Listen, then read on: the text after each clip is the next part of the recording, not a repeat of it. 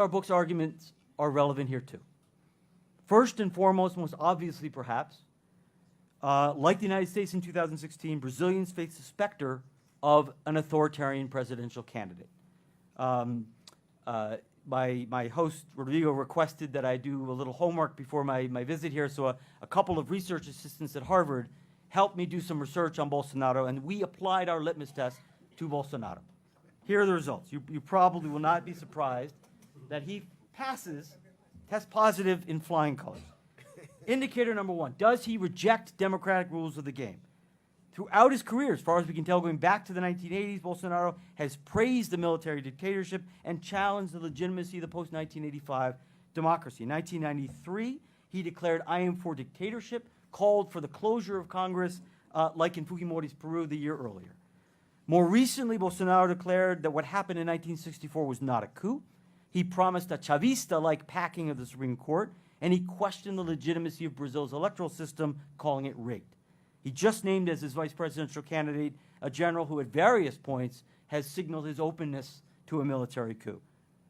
So not only has Bolsonaro rejected democratic rules of the game, but he's actually done so in a way that is more open and more egregious than Erdogan, than Fujimori, than Chavez, than Orban. None of those guys openly embraced dictatorship. Okay, so he passes that one. Check that box. Indicator number two, toleration or encouragement of violence. In 1998, Bolsonaro said the military should have killed 30,000 people, including Fernando Henrique Cardoso. He's encouraged the extrajudicial police killing of suspected criminals. He has embraced death squads in Rio de Janeiro. He's justified the extrajudicial killing of 19 farm workers in Pará in 1996. Indicator number three, denying the legitimacy of one's partisan rivals. Bolsonaro has called President Cardoso a corrupto who should have been killed during the dictatorship. He calls Lula a criminal, wants to imprison him, and says he, if in government, will treat the MST as terrorists.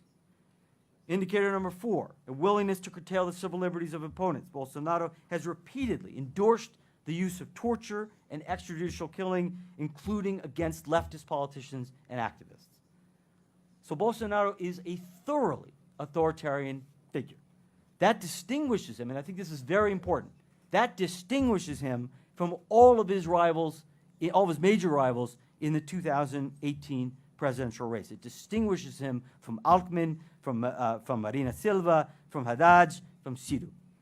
My host also requested that I do a little research on these other candidates, and we did. None of them show up on this litmus test. Ciro Gomes, from the best of my research, has a big mouth. But we found no evidence of authoritarian tendencies. Being hot-tempered and being offensive is not the same thing as being authoritarian. Taking bribes, as Lula allegedly did, is not the same thing as being authoritarian. This is very important. Center-left politicians, even corrupt ones, do not generally threaten democracy. Authoritarian candidates do threaten democracy. So Brazil may be headed to one of those critical moments that Linz wrote about, when political and economic elites may have to choose, may be forced to choose between their short-term political and policy goals and the long-term defense of democratic institutions. And the overwhelming lesson of my research is that Brazilian elites should resist the temptation to back Bolsonaro under any circumstance, under any second-round scenario you can imagine. I worry when I read that Bolsonaro was applauded by the National Confederation of Industry last month, and that according to CNI President Robson Andrade, many entrepreneurs like Bolsonaro because he shows authority.